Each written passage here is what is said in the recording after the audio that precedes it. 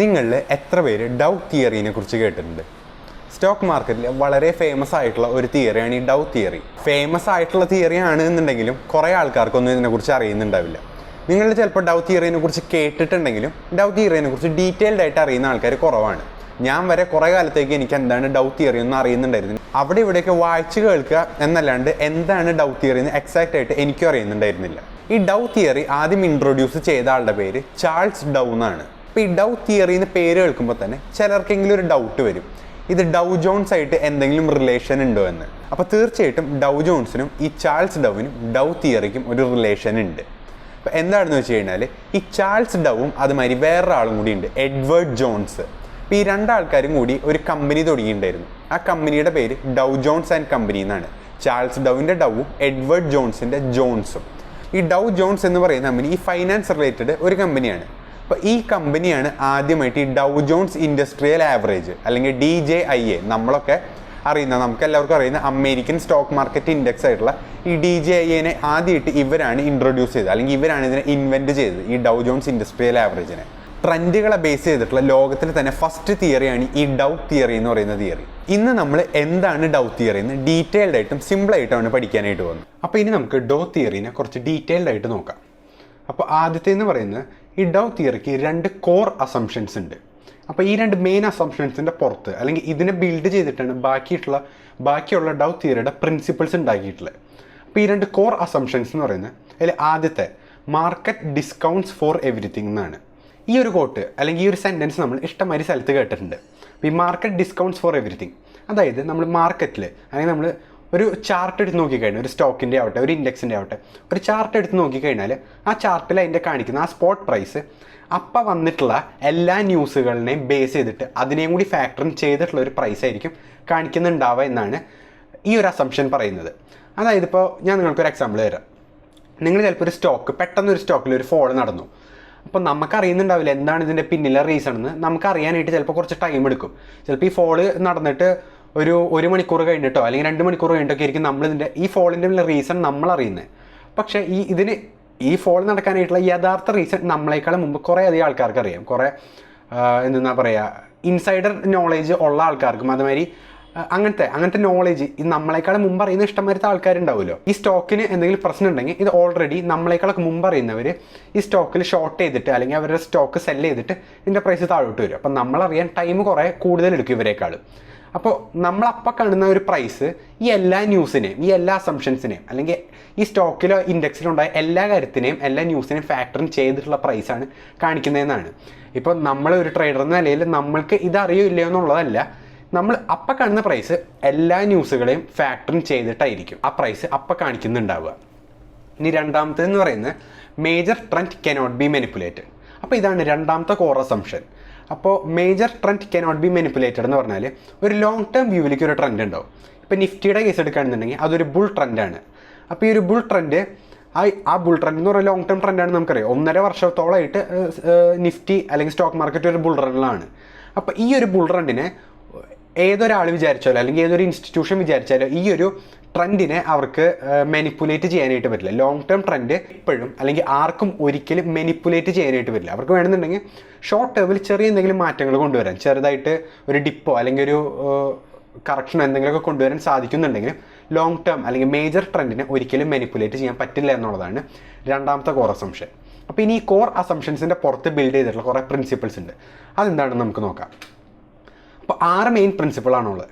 അപ്പോൾ ആദ്യത്തെ പ്രിൻസിപ്പിൾ നമ്മൾ ഓൾറെഡി കണ്ടു കഴിഞ്ഞു, മാർക്കറ്റ് ഡിസ്കൗണ്ട്സ് ഫോർ എവറിത്തിങ്. അപ്പോൾ ഇനി അതിലേക്ക് ഞാൻ കടക്കുന്നില്ല. ഇനി ഞാൻ രണ്ടാമത്തെ പ്രിൻസിപ്പിളിലേക്ക് വരാം.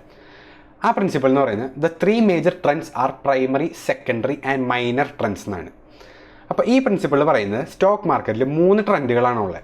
ഒരു ട്രെൻഡ് പ്രൈമറി ട്രെൻഡ്, അതായത് ലോങ് ടേം ട്രെൻഡ്. രണ്ടാമത്തെ ട്രെൻഡ് എന്ന് പറയുന്നത് സെക്കൻഡറി ട്രെൻഡാണ്. അപ്പോൾ ഈ ട്രെൻഡ് എന്ന് പറയുന്നത് കമ്പാരിറ്റീവ്ലി ലോങ് ടേമിനെ വെച്ച് കമ്പയർ ചെയ്യുമ്പോൾ അല്ലെങ്കിൽ പ്രൈമറി ട്രെൻഡിനെ വെച്ച് കമ്പയർ ചെയ്യുമ്പോൾ കമ്പാരിറ്റീവ്ലി ഒരു ഷോർട്ടർ പീരീഡ് ആണ്. ഇപ്പോൾ പ്രൈമറി ട്രെൻഡ് കുറച്ച് മാസങ്ങൾ തൊട്ട് കുറച്ച് വർഷങ്ങളാകുമ്പോൾ സെക്കൻഡറി ട്രെൻഡ് എന്ന് പറഞ്ഞാൽ കുറച്ച് ആഴ്ചകൾ തൊട്ട് കുറച്ച് മാസങ്ങളായിരിക്കും. ഇനി മൈനർ ട്രെൻഡ് എന്ന് പറഞ്ഞാൽ മൂന്നാമത്തെ ട്രെൻഡ് ഉണ്ട്. ഈ ട്രെൻഡ് എന്ന് പറയുന്നത് ചിലപ്പോൾ കുറച്ച് ദിവസങ്ങൾ തൊട്ട് കുറച്ച് ആഴ്ചകൾ വരെ. മനസ്സിലായില്ല? അപ്പോൾ ഒരു മെയിൻ ട്രെൻഡ് ഉണ്ട്, പിന്നെ അതിൻ്റെ താഴെ കുറച്ച് മെയിൻ ട്രെൻഡിനെ വെച്ച് കമ്പയർ ചെയ്യുമ്പോൾ കുറച്ചുകൂടി ഷോർട്ടർ ടൈം ഫ്രെയിമിലുള്ള സെക്കൻഡറി ട്രെൻഡും ഉണ്ട്, പിന്നെ അതിൻ്റെ ഷോർട്ടർ ടൈം ഫ്രെയിമിലുള്ള മൈനർ ട്രെൻഡും ഉണ്ട്. ഇപ്പം ഞാൻ അതിന് നിങ്ങൾക്കൊരു എക്സാമ്പിൾ കാണിച്ചു തരാം. ഇപ്പം നിങ്ങൾ കാണുന്നത് നിഫ്റ്റി 50യുടെ ചാർട്ടാണ്. അപ്പോൾ ഈ ചാർട്ടിൽ കാണുമ്പോൾ നമുക്ക് ഇതിലുള്ള മേജർ ട്രെൻഡ് ഏതാണെന്നാണ് നമ്മൾ പറയാം. തീർച്ചയായിട്ടും അപ് ട്രെൻഡാണ്. കണ്ടില്ലേ, ഈ ഒരു കൊറോണ ക്രാഷിന് ശേഷം ഒരു മേജർ അപ് ട്രെൻഡിലാണ് നിഫ്റ്റി. ഇനി സെക്കൻഡറി ട്രെൻഡ് ഇതിൽ ഏതാണെന്ന് ചോദിച്ചു കഴിഞ്ഞാൽ, ഇപ്പോൾ ഇവിടെ നിന്ന് ഇപ്പോൾ 31 ഓഗസ്റ്റ് തൊട്ടിട്ട് 25 സെപ്റ്റംബർ വരെ, അപ്പോൾ ഈ ഒരു കാലത്തിൽ ഒരു ചെറിയൊരു ഡിപ്പ് നടന്നു. അപ്പോൾ ഇതൊരു സെക്കൻഡറി ട്രെൻഡാണെന്ന് പറയും. ഇത് കുറച്ച് ആഴ്ചകൾ നീണ്ടു നിൽക്കുന്ന ഒരു ഡിപ്പായിരുന്നു. അപ്പോൾ ഇതിനൊരു സെക്കൻഡറി ട്രെൻഡ്. അതേമാതിരി ഇവിടെ ഇതൊരു സെക്കൻഡറി ട്രെൻഡാണെന്ന് പറയാം. അതേമാതിരി ഇവിടം തൊട്ട് ഇവിടം വരെ ഒരു വലിയൊരു പീരീഡ് കൺസോൾട്ടേഷൻ, ഇതിനൊക്കെ ഒരു സെക്കൻഡറി ട്രെൻഡുകൾ എന്ന് നമുക്ക് പറയാം. ഇനി മൈനർ ട്രെൻഡ് എന്താണെന്ന് ചോദിക്കുകയാണെന്നുണ്ടെങ്കിൽ, ഇപ്പോൾ ഇവിടെ നിന്ന് ഈ ഒരു പോയിന്റിൽ ഒരു ചെറിയ ഡിപ്പ് തന്നു, വീണ്ടും കയറി, ഒരു ചെറിയ ഡിപ്പ് തന്നു, വീണ്ടും കയറി. അപ്പോൾ ഇത് ഒരു വളരെ ചെറിയൊരു പീരീഡിലേക്ക് ഒരു ഒരാഴ്ചയോ അല്ലെങ്കിൽ ഒരു 10 ദിവസമൊക്കെ നീണ്ടു നിൽക്കുന്ന ഒരു ചെറിയൊരു ഡിപ്പുകളെയാണ് നമ്മൾ മൈനർ ട്രെൻഡ് എന്ന് പറയാം. ഇപ്പോൾ നിങ്ങൾക്ക് ആ 3 ട്രെൻഡുകൾ മനസ്സിലായി എന്നാണ് ഞാൻ വിചാരിക്കുന്നത്. ഇനി നമ്മൾ മൂന്നാമത്തെ പ്രിൻസിപ്പിൾ നോക്കാം. അപ്പോൾ ഈ principle, the 3 phases of the market are accumulation, participation, distribution. അപ്പോൾ ഡോ തിയറി പറയുന്നത് മാർക്കറ്റിൽ 3 phases ആണുള്ളത്. ആ 3 phases അക്യുമുലേഷൻ, പാർട്ടിസിപ്പേഷൻ, ഡിസ്ട്രിബ്യൂഷൻ എന്നാണ്. പക്ഷേ ഞാൻ പറയുകയാണ് ഇതിൽ 3 phase അല്ല, ഒരു ഫേസും കൂടി ഉണ്ട്. അപ്പോൾ നിങ്ങൾ എൻ്റെ പണ്ടത്തെ വീഡിയോസ് കണ്ടിട്ടുണ്ടെങ്കിൽ അതിലൊരു വീഡിയോ ഞാൻ പറയുന്നത് സ്റ്റാൻ വൈൻസ്റ്റീൻ്റെ 4 stages ഓഫ് ദ മാർക്കറ്റ് എന്ന് പറഞ്ഞിട്ടൊരു വീഡിയോ ഞാൻ ഇട്ടിട്ടുണ്ടായിരുന്നു. അപ്പോൾ ആ വീഡിയോയും ഈ പ്രിൻസിപ്പിളും ഓൾമോസ്റ്റ് സിമിലർ ആണ്. അതിൽ രണ്ടിലും കണ്ടന്റ് സെയിം ആണ്. സ്റ്റാൻ വൈൻസ്റ്റീൻ എന്ന് പറയുന്ന ആൾ പറയുന്നത് മാർക്കറ്റിൽ 4 stages ആണുള്ളത്, അല്ലെങ്കിൽ 4 phases ആണുള്ളത്. ഒന്ന് അക്യുമുലേഷൻ, രണ്ടാമത്തെ പാർട്ടിസിപ്പേഷൻ, മൂന്നാമത്തെ ഡിസ്ട്രിബ്യൂഷൻ, നാലാമത്തത് ഡൗൺ ട്രെൻഡ്.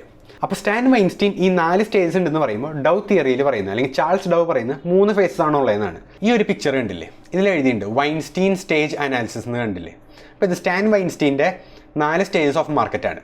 അപ്പോൾ ഈ ഫസ്റ്റ് സ്റ്റേജ്, ഈ കാണുന്ന സ്റ്റേജിനെയാണ് നമ്മൾ അക്യുമുലേഷൻ സ്റ്റേജ് എന്ന് വിളിക്കുക.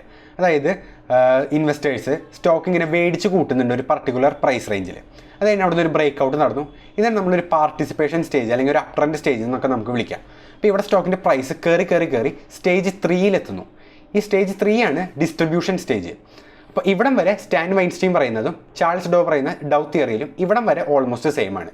അപ്പോൾ ഡൗ തിയറി ഈ സ്റ്റേജ് 3-ൽ നിൽക്കുമ്പോൾ സ്റ്റാൻ വൈൻസ്റ്റീൻ പറയുന്നത് ഇങ്ങനൊരു സ്റ്റേജും കൂടി ഉണ്ട്, ഒരു ഡൗൺ ട്രെൻഡ് സ്റ്റേജും കൂടി ഉണ്ട്. അതായത് ഈ ഒരു പാറ്റേണിൽ നിന്ന് ബ്രേക്ക് ഔട്ട് നടന്ന് സ്റ്റോക്കിൻ്റെ പ്രൈസ് താഴേക്ക് വരുന്ന ഈ ഒരു സ്റ്റേജ്, ഇതാണ് സ്റ്റേജ് 4. ഇതിന് ഡൗൺ ട്രെൻഡ് സ്റ്റേജ് എന്ന് വിളിക്കും. ഇത് സ്റ്റാൻ വൈൻസ്റ്റീൻ്റെ തിയറിയിലുണ്ട്, പക്ഷേ ഡൗ തിയറിയിലില്ല. നിങ്ങൾക്ക് ഈ തിയറി, ഈ സ്റ്റേജുകളെക്കുറിച്ചുള്ള കൂടുതൽ ഡീറ്റെയിൽ ആയിട്ടൊരു വീഡിയോ കാണണം അല്ലെങ്കിൽ അറിയണം എന്നുണ്ടെങ്കിൽ നിങ്ങൾ എൻ്റെ പണ്ടത്തെ സ്റ്റാൻ വൈൻസ്റ്റീൻ്റെ വീഡിയോ ആണ്, അതിൻ്റെ ലിങ്ക് ഞാനിവിടെ മുകളിൽ ഇപ്പോൾ കൊടുക്കുന്നതായിരിക്കും. അവിടെ ക്ലിക്ക് ചെയ്താൽ നിങ്ങൾക്ക് ആ വീഡിയോ കാണാനായിട്ട് പറ്റും. അപ്പോൾ 3 പ്രിൻസിപ്പിൾ വരെ നമ്മൾ നോക്കി. ഇനി നമ്മൾ 4ാമത്തെ പ്രിൻസിപ്പിളാണ് നോക്കുന്നത്. നാലാമത്തെ പ്രിൻസിപ്പിൾ പറയുന്നത് averages must confirm each other എന്നാണ്. അപ്പോൾ ഈ ആവറേജസ് എന്ന് പറഞ്ഞു കഴിഞ്ഞാൽ എന്താ സംഭവം എന്ന് വെച്ചാൽ, ആദ്യത്തെ ആവറേജ് ഇവിടെ ഡൗ തിയറിയിൽ, അല്ലെങ്കിൽ ചാൾസ് ഡൗ ഉദ്ദേശിച്ച ആവറേജസ് എന്ന് പറയുന്നത്, അതിൽ ആദ്യത്തെ ആവറേജ് ഡോ ജോൺസ് ഇൻഡസ്ട്രിയൽ ആവറേജ് ആണ്. ഇനി രണ്ടാമത്തെ ആവറേജ് എന്ന് പറയുന്നത് ട്രാൻസ്പോർട്ടേഷൻ ഇൻഡെക്സ് ആവറേജ് ആണ്. ഇപ്പോൾ ഡോ ജോൺസ് എന്താണെന്ന് നിങ്ങൾക്ക് അറിയുന്ന കാര്യമാണ്, പക്ഷേ ട്രാൻസ്പോർട്ടേഷൻ ഇൻഡെക്സ് എന്താണെന്ന് ചിലർക്ക് ഡൗട്ട് ഉണ്ടാവും. പണ്ട് കാലത്ത്, അതായത് സ്റ്റോക്ക് മാർക്കറ്റിൽ, പണ്ടത്തെ US സ്റ്റോക്ക് മാർക്കറ്റിൽ റെയിൽവേ ഇൻഡെക്സ് ഉണ്ടായിരുന്നു. അതായത് റെയിൽവേ ആയിരുന്നു അന്നത്തെ മെയിൻ മോഡ് ഓഫ് ട്രാൻസ്പോർട്ടേഷൻ. അപ്പോൾ ചാൾസ് ഡോ പറയുന്ന ഈ ഒരു ഡൗ തിയറിയിലെ പ്രിൻസിപ്പിൾ പറയുന്നത് എന്താണെന്ന് വെച്ച് കഴിഞ്ഞാൽ, ഒരു അപ് ട്രെൻഡ് നടക്കുകയാണ് എന്നുണ്ടെങ്കിൽ ആ ഒരു uptrend Dow Jones industrial ആവറേജിലും കാണണം, അതുപോലെ തന്നെ റെയിൽവേയുടെ ഇൻഡെക്സിൽ, ആ ട്രാൻസ്പോർട്ടേഷൻ ഇൻഡെക്സിലും അത് കാണണം എന്നാണ് ചാൾസ് ഡൗ പറയുന്നത്. കാരണം അപ് ട്രെൻഡ് ആണെന്നുണ്ടെങ്കിൽ ഗുഡ്സ് അല്ലെങ്കിൽ കൊമോഡിറ്റീസ് ആൾക്കാർ മേടിക്കുകയും വിൽക്കുകയും ചെയ്യുന്നുണ്ടാവും, അതിൻ്റെ ട്രാൻസാക്ഷൻസും നടക്കുന്നുണ്ടാവും. അപ്പോൾ ഇത് നടക്കുന്നുണ്ടെങ്കിൽ അതിൻ്റെ ഇടയിൽ ഒരു റെയിൽവേ അല്ലെങ്കിൽ ട്രാൻസ്പോർട്ടേഷൻ സെക്ടർ നല്ലപോലെ അപ് ട്രെൻഡിലായിരിക്കണം എന്നാണ് ചാൾസ് ഡോ പറയുന്നത്. കാരണം ഈ നമ്മൾ മേടിക്കുന്നതും വിൽക്കുന്ന ഗുഡ്സ് ഡിസ്ട്രിബ്യൂട്ട് ചെയ്യാനായിട്ട് എന്തെങ്കിലും ഒരു ട്രാൻസ്പോർട്ടേഷൻ നടക്കണമല്ലോ. അത് അന്ന് കാലത്ത് റെയിൽവേ ആയിരുന്നു. അപ്പോൾ റെയിൽവേയുടെ ട്രാൻസ്പോർട്ടേഷൻ ഇൻഡെക്സും ഡോ ജോൺസ് ഇൻഡസ്ട്രിയൽ ആവറേജും ഒരുപോലെ അപ് ട്രെൻഡിലാണ് എന്നുണ്ടെങ്കിലാണ് ട്രെൻഡ് കൺഫേം ആവുള്ളൂ എന്നാണ് ചാൾസ് ഡോ പറയുന്നത്. അപ്പോൾ ഈ ഒരു പ്രിൻസിപ്പിള് കാലക്രമേണ ഇതിൻ്റെ ഇമ്പോർട്ടൻസ് കുറഞ്ഞു തുടങ്ങി. കാരണം ട്രാൻസ്പോർട്ടേഷൻ കുറഞ്ഞു, കുറേ IT കമ്പനികൾ വരാൻ തുടങ്ങി. അപ്പോൾ ട്രാൻസ്പോർട്ടേഷന് പകരം വേറെയും കുറേ മെത്തേഡ്സ് വരാൻ തുടങ്ങി. ഇപ്പോൾ ഈ ട്രാൻസ്പോർട്ടേഷൻ ഇൻഡെക്സിൻ്റെ ഇമ്പോർട്ടൻസ് കുറഞ്ഞു. അപ്പോൾ ഈ 4ാമത്തെ പ്രിൻസിപ്പിൾ ഇപ്പോൾ പണ്ടത്തെ അത്ര ഇമ്പോർട്ടൻസ് ഇപ്പം നമ്മൾ കൊടുക്കുന്നില്ല എന്നുള്ളതാണ് ഇതിൻ്റെ പിന്നിലൊരു കാര്യം. ഇനി നമ്മൾ 5ാമത്തെ പ്രിൻസിപ്പിൾ നോക്കുകയാണ്. 5ാമത്തെ പ്രിൻസിപ്പിൾ എന്ന് പറയുന്നത് volume must confirm the trend എന്നാണ്. അപ്പോൾ ഒരു അപ് ട്രെൻഡ് ആണ് എന്നുണ്ടെങ്കിൽ ചാൾസ് ഡോ പറയുന്നത്, അല്ലെങ്കിൽ ഡോ തിയറി പറയുന്നത്, ഒരു അപ് ട്രെൻഡിൽ വോളിയം കൂടണം, അതായത് ബയ്യേഴ്സിൻ്റെ വോളിയം കൂടണം എന്നാണ് ചാൾസ് ഡോ പറയുന്നത്. പ്രൈസ് കൂടുമ്പോൾ വോളിയം കൂടണം, അതുമാതിരി പ്രൈസ് കുറയുമ്പോൾ വോളിയം കുറയുകയും വേണം. ഇനി അതേസമയം ഡൗൺ ട്രെൻഡ് ആണ് എന്നുണ്ടെങ്കിൽ പ്രൈസ് കൂടുമ്പോൾ വോളിയം കുറയും, പ്രൈസ് കുറയുമ്പോൾ വോളിയം കൂടും. അപ്പോൾ ട്രെൻഡിനെ കൺഫേം ചെയ്യണമെന്നുണ്ടെങ്കിൽ അവിടെ വോളിയം ഉണ്ടായിരിക്കണം എന്നാണ് ചാൾസ് ഡോ പറയുന്നത്. ഇതേ സംഭവം നമ്മൾ സ്റ്റാൻ വൈൻസ്റ്റീൻ്റെ തിയറിയിലും കാണുന്നുണ്ട്. ഇനി നമ്മൾ അവസാനത്തെ പ്രിൻസിപ്പിളിലേക്ക് എത്താണ്. 6th principle, trend will continue until an opposite force is applied. ഇതെന്താണ് പറയുന്നതെന്ന് വെച്ചാൽ, അപ് ട്രെൻഡ് ആണെന്നുണ്ടെങ്കിൽ ആ ഫോഴ്സ് എന്ന് പറയുന്നത് സെല്ലിംഗ് ആയിരിക്കും, ബെയർ മാർക്കറ്റിൻ്റെ ഒരു വരവായിരിക്കും. സെല്ലിംഗ് ആണ് അവിടെ ഫോഴ്സ് ആയിട്ട് വരുന്നത്. ഇനി ഡൗൺ ട്രെൻഡ് ആണെന്നുണ്ടെങ്കിൽ ബൈയിങ് ആയിരിക്കും അവിടുത്തെ ആ ഫോഴ്സ്. അപ്പോൾ ഇതാണ് ഡൗ തിയറിയിലെ 6 മെയിൻ പ്രിൻസിപ്പിൾസ്. അപ്പോൾ ഈ പ്രിൻസിപ്പിൾസ് നിങ്ങൾക്കും യൂസ് ചെയ്യാനായിട്ട് പറ്റുന്ന കാര്യമാണ്. ഇത് മെയിൻലി ലോങ് ടേമിലേക്ക് യൂസ് ചെയ്യുന്ന ഒരു പ്രിൻസിപ്പിളാണ്. അപ്പോൾ ഈ പ്രിൻസിപ്പിൾ എങ്ങനെയാണ് നിങ്ങൾക്ക് യൂസ് ചെയ്യാൻ പറ്റുക എന്ന് വെച്ചാൽ, നിങ്ങൾക്ക് നോക്കാം, ഒരു അപ് ട്രെൻഡ് നടക്കുന്നുണ്ടെങ്കിൽ വോളിയം ഉണ്ടോ എന്ന് നോക്കാം. അതുമാതിരി ഒരു മേജർ അപ് ട്രെൻഡ് ആണെന്നുണ്ടെങ്കിൽ അതിൽ ചെറിയ കറക്ഷൻസ് മാത്രമായിരിക്കുള്ളൂ എന്നാണ് ഈ പ്രിൻസിപ്പിൾ പറയുന്നത്. അപ്പോൾ നമുക്ക് ഇങ്ങനത്തെ കറക്ഷൻസ് അല്ലെങ്കിൽ ഡിപ്പുകൾ നമുക്ക് കൂടുതൽ അക്യുമുലേറ്റ് ചെയ്യാനായിട്ട് പറ്റുന്നൊരു ടൈമാണെന്നാണ് ഈ പ്രിൻസിപ്പിൾ പറയുന്നത്. അപ്പോൾ ഇത് ഞാൻ കൂടുതൽ നിങ്ങൾക്ക് ഡീറ്റെയിൽഡ് ആയിട്ട് എക്സ്പ്ലെയിൻ ചെയ്യേണ്ട ആവശ്യമില്ല എന്നാണ് എനിക്ക് തോന്നുന്നത്. നിങ്ങൾക്ക് ഓൾറെഡി ഇത് മനസ്സിലായി, എന്താണ് ഡൗ തിയറി എന്ന് മനസ്സിലായി എന്നാണ് ഞാൻ വിചാരിക്കുന്നത്. അതുപോലെ എങ്ങനെയാണ് ഇത് യൂസ് ചെയ്യേണ്ടത്, എങ്ങനെയാണ് ട്രേഡിങ്ങിൽ അല്ലെങ്കിൽ ലോങ് ടേം ഇൻവെസ്റ്റിങ്ങിൽ ഇത് എങ്ങനെയാണ് യൂസ് ചെയ്യേണ്ടതെന്നും നിങ്ങൾക്ക് മനസ്സിലായി എന്നാണ് ഞാൻ വിചാരിക്കുന്നത്. ഇനി ഡൗ തിയറിക്ക് കുറച്ച് ലിമിറ്റേഷൻസ് ഉണ്ട്, അതുകൂടി നമുക്കൊന്ന് നോക്കാം. അപ്പോൾ ആദ്യത്തെ ലിമിറ്റേഷൻ എന്ന് പറഞ്ഞാൽ ഞാൻ നേരത്തെ പറഞ്ഞു, late in confirming the trend. അതായത് ഒരു അപ് ട്രെൻഡ് ആണ് നടക്കുന്നത് എന്നുണ്ടെങ്കിൽ അതൊരു ഡൗൺ ട്രെൻഡ് ആയി എന്ന് ഉറപ്പിക്കാനായിട്ട് ഈ ഡൗ തിയറി പ്രകാരം കുറേ ലേറ്റ് ആവും. കാരണം ഒരു നോർമൽ ഇപ്പോൾ ഒരു ഡൗൺ ട്രെൻഡ് തുടങ്ങുന്നതും ഒരു കറക്ഷൻ വഴിയായിരിക്കും. അപ്പോൾ ഈ കറക്ഷൻ കാണുമ്പോൾ ആൾക്കാർ വിചാരിക്കും ഇത് ബേസിക്കലി ജസ്റ്റ് ഒരു കറക്ഷൻ ആണ് അല്ലെങ്കിൽ ഒരു ഡിപ്പാണെന്ന് വിചാരിച്ചിട്ട് വെയിറ്റ് ചെയ്തിരിക്കും. അതാണ്, അല്ലെങ്കിൽ വെയിറ്റ് ചെയ്യാനാണ് ഡൗ തിയറി പറയുന്നത്. അപ്പോൾ നല്ല പോലെ ഒരു ഡിസിസീവായിട്ട് താഴേക്ക് നീങ്ങുന്നവരെ നമ്മൾ ഡൗ തിയറിയിൽ സ്റ്റിക്ക് ഓൺ ചെയ്യണമെന്നുണ്ടെങ്കിൽ ചിലപ്പോൾ നമുക്ക് നല്ലപോലെ ലോസുകൾ വരാനായിട്ടുള്ള ചാൻസുകളുണ്ട്. അപ്പോൾ ട്രെൻഡ് തീർന്നു അല്ലെങ്കിൽ ഒരു ട്രെൻഡിൻ്റെ അവസാനം എത്തിയെന്ന് കൺഫേം ചെയ്യാനായിട്ട് ഡൗ തിയറി കുറേ അധികം ടൈം എടുക്കുന്നുണ്ട്. രണ്ടാമത്തത് നമ്മൾ ഓൾറെഡി ഡിസ്കസ് ചെയ്ത കാര്യമാണ്, ട്രാൻസ്പോർട്ടേഷൻ ഇൻഡെക്സ് ഈസ് ഡേറ്റഡ്. അതായത് പണ്ട് നമ്മൾ റെയിൽവേ ഇൻഡെക്സും ട്രാൻസ്പോർട്ടേഷൻ ഇൻഡെക്സും നോക്കിയിട്ടാണ് ഡൗ തിയറി കൺഫേം ചെയ്യുന്നതെന്നുണ്ടെങ്കിൽ ഇപ്പോൾ ട്രാൻസ്പോർട്ടേഷൻ ഇൻഡെക്സിൻ്റെ ഇമ്പോർട്ടൻസ് ഭയങ്കര കുറവാണ്. ഇനി മൂന്നാമത്തെ ലിമിറ്റേഷൻ എന്ന് പറയുന്നത് ഡെവലപ്ഡ് ഫോർ ലോങ്ങർ ടേം. അതായത് ഇപ്പോൾ സ്വിംഗ് ട്രേഡുകൾ, ഒരാഴ്ചത്തേക്ക് ട്രേഡ് എടുക്കുന്ന ആളോ ഒരു മാസത്തേക്ക് ട്രേഡ് എടുക്കുന്ന ആളൊക്കെ അവർക്ക് ചിലപ്പോൾ ഡൗ തിയറി അപ്ലിക്കബിൾ ആയി എന്ന് വരില്ല. ഒരു ലോങ്ങർ ടേമിലേക്ക് ട്രേഡ് എടുക്കുന്ന ആൾക്കാർക്കാണ് ഡൗ തിയറി ഏറ്റവും നന്നായിട്ട് വർക്ക് ചെയ്യുക. ഷോർട്ടർ ടേമിലും വർക്ക് ചെയ്യില്ല എന്ന് അല്ല ഞാൻ പറയുന്നത്, ഷോർട്ടർ ടേമിൽ വർക്ക് ചെയ്യും, ആക്യുറസി കമ്പാരിറ്റീവ്ലി കുറവായിരിക്കും. അപ്പോൾ ഇത്രയ്ക്കൊക്കെ കാര്യങ്ങളാണ് ഡൗ തിയറിനെ കുറിച്ച് എനിക്ക് പറയാനായിട്ടുള്ളത്. നിങ്ങൾക്ക് എന്തെങ്കിലും ഡൗട്ട്സ് ഉണ്ടെന്നുണ്ടെങ്കിൽ നിങ്ങൾ കമൻറ്റ് സെക്ഷനിൽ ഇട്ടാൽ അറിയുന്ന കാര്യമാണെന്നുണ്ടെങ്കിൽ ഞാൻ ക്ലിയർ ചെയ്ത് തരുന്നതായിരിക്കും. നിങ്ങൾക്ക് വീഡിയോ ഇഷ്ടപ്പെട്ടാൽ ലൈക്ക് ചെയ്യുക, ചാനൽ സബ്സ്ക്രൈബ് ചെയ്യുക. നമുക്ക് പുതിയൊരു വീഡിയോയിൽ കാണാം. അതുവരെ ഗുഡ് ബൈ.